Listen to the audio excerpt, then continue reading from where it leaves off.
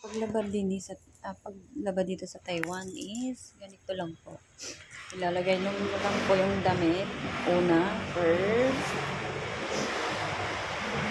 Second, mamili ka po rito ng lagay dito. Ako sa akin kasi nalagay ko na eh. Andito is, mamimili ka 50, 60, 70.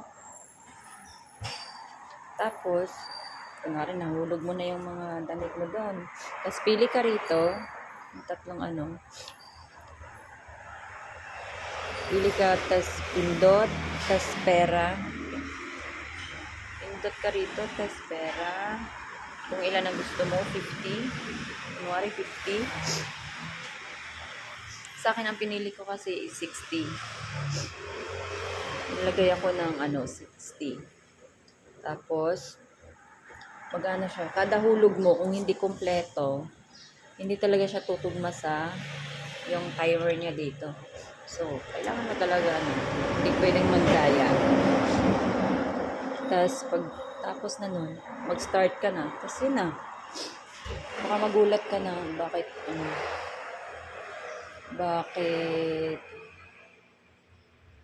tawag yan?